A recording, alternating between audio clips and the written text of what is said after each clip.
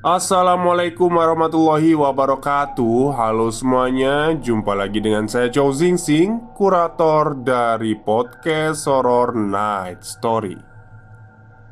Halo, apa kabar semuanya? Semoga kalian baik-baik saja ya. Dan seperti biasanya, pada malam hari ini saya kembali dan akan menghadirkan sebuah kisah mistis untuk kalian semua. Kisah mistis kali ini saya dapatkan dari tweet Twitternya Mbak Ed Putri Durga atau Dewi Kesayangan. Seperti apa kisahnya? Mari kita simak. Perjalanan pulang di tengah malam lebih sepi dan lancar. Apakah benar begitu? Om Awiganam Astu Namasidam.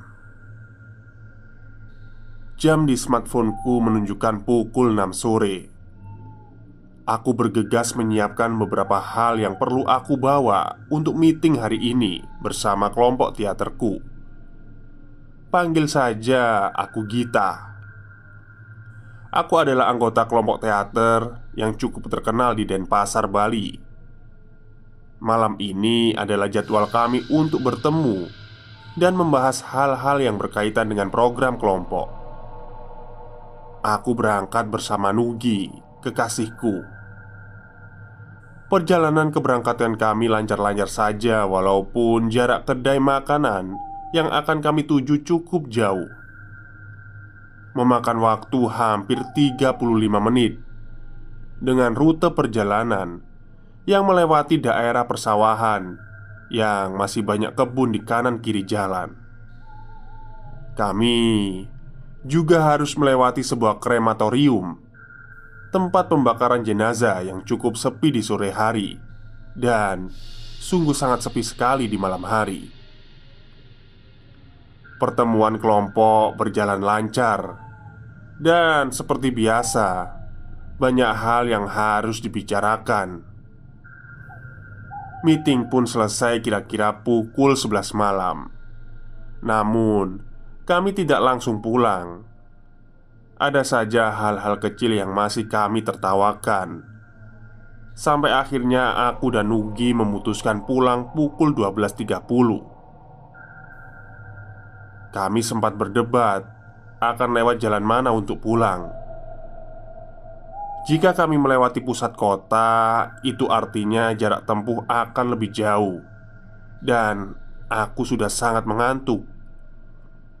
Kemudian, kami memutuskan untuk melewati jalan yang sebelumnya kami lewati saat berangkat.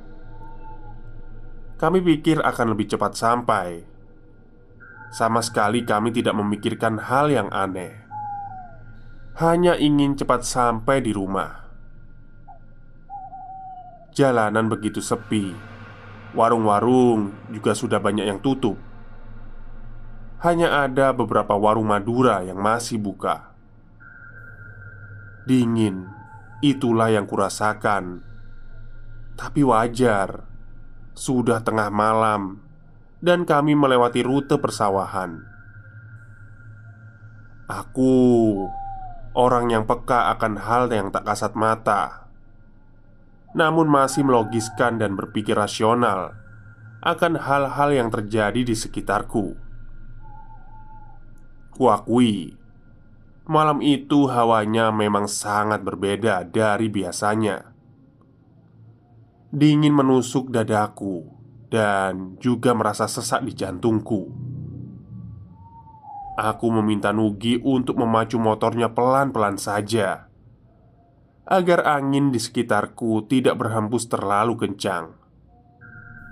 Lagi pula, jalanan memang agak rusak. Setelah melewati perumahan warga yang sepi, kami memasuki jalan menuju krematorium. Yang sepanjang jalan hanya ada sedikit rumah warga, dan sisi kanan kiri jalan adalah kebun dengan pohon-pohon besar. Jalanannya tidak lurus. Kami harus melalui dua jalan turunan dan tanjakan. Saat akan melewati tanjakan yang pertama, aku meminta Nugi untuk membunyikan klaksonnya. Berbeda denganku, Nugi adalah orang yang sedikit skeptis tentang hal-hal yang berbau mistis. Dia tidak terbiasa untuk membunyikan klakson saat melewati tanjakan, jembatan, ataupun tempat angker. Kali ini, aku memaksanya betul-betul untuk membunyikan klakson. Karena dari jauh, aku melihat ada yang aneh di bawah pohon besar di sisi kiri jalan. Laju motor mulai mendekati pohon itu. Dengan sangat jelas, aku melihat sesosok perempuan berambut panjang dengan wajah yang sangat pucat berdiri diam di bawah pohon. Wajahnya datar tanpa ekspresi. Aku bergidik ngeri, lalu mengucapkan permisi di dalam hati dan berterima kasih karena sudah mengizinkan kami lewat. Belum juga turun bulu kuduku saat akan memasuki tanjakan kedua yang seperti jembatan karena di kanan kirinya ada pembatas jalan. Perjalanan kami seperti dihadang oleh dua makhluk hitam besar yang berdiri di sisi kanan kiri pembatas.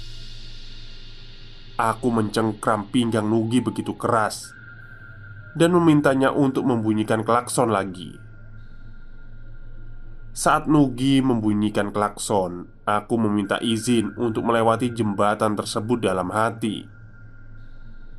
Seketika, kedua bayangan hitam itu membuka jalan dan membiarkan kami lewat. Lega sekali rasanya.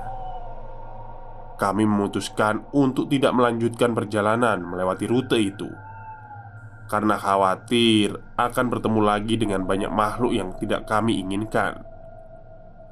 Aku meminta Nugi untuk melewati jalan yang masih sedikit ramai, walaupun harus menempuh jarak agak jauh. Kantukku sudah mulai hilang. Aku pun juga sudah tidak begitu merinding seperti tadi. Namun, apakah ini akhir segalanya? Tidak semudah itu, Ferguson. Setidaknya 5 menit lagi akan sampai. Dan di daerah sekitar rumahku, penerangan yang sangat cukup dan masih ada pedagang makanan yang berjualan hingga dini hari. Tetapi di bawah terang lampu jalan di sebuah pertigaan, yang di kiri jalannya terpasang sebuah monumen perjuangan. Dari kejauhan, aku melihat sekelompok orang berjalan menyeberang dari arah kanan ke kiri. Kali ini aku tidak hanya meminta Nugi untuk membunyikan klakson, tapi juga berhenti sejenak. Aku melihat ada pasukan tentara tengah berbaris lengkap dengan senjata di pundaknya. "Ada apa lagi sih?" tanya Nugi penasaran. Aku hanya meletakkan jari di depan bibirku dan memberi isyarat untuk diam saja dan melanjutkan perjalanan. Sesampainya di rumah, aku meminta Nugi untuk segera pulang tanpa banyak tanya dulu. Aku masih belum bisa tidur. Kantukku benar-benar hilang dan aku penasaran dengan apa yang terjadi tadi. Aku sering pulang malam, tapi tidak sampai seramai tadi. Biasanya aku bisa mengabaikan, tapi tadi sama sekali tidak bisa. Tidak seperti biasanya. Perempuan, makhluk hitam besar, tentara. Mereka tidak mengganggu, tapi tetap saja mengagetkan. Setelah aku telusuri, ternyata malam itu adalah malam Kanjeng Kliwon, hari yang dipercaya oleh masyarakat Bali sebagai malam yang sangat keramat. Apakah aku kapok untuk pulang tengah malam? Tentu saja tidak. Lain kali akan kuceritakan pengalaman Nugi saat melihat sesuatu di tempat yang sama. Tapi lain kali, sekarang saja Keringat dinginku sudah mengucur saat aku mengetik ini. Kita hidup berdampingan dengan yang tak kasat mata.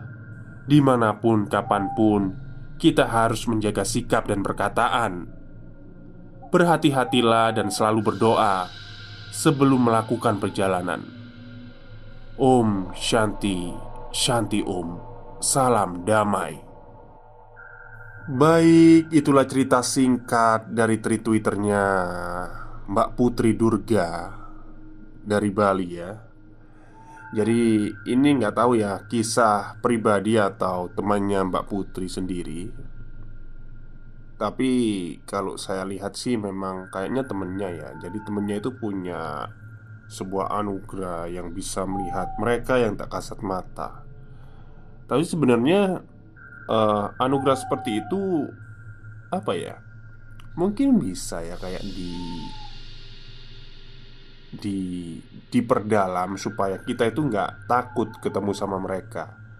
Kadang kan mereka yang punya anugerah seperti itu kan kayak masa bodoh lah. Masa bodoh itu maksudnya gini. Ya udahlah nggak usah diperdalam nanti daripada ribet kayak apalah. Jadi mereka itu kayak ketika bertemu dengan hal-hal kayak gitu mereka lebih bersikap cuek gitu loh. Kalau diperdalam kan enak. Jadi kita itu bisa apa ya? Mungkin bisa lah kayak kita menebengi diri kita sendiri agar nggak takut dengan hal yang kayak gitu. Terus kayak mungkin bisa jadi kita membantu orang lain juga gitu loh. Oke, mungkin itu saja cerita untuk malam ini. Kurang lebihnya saya mohon maaf. Wassalamualaikum warahmatullahi wabarakatuh.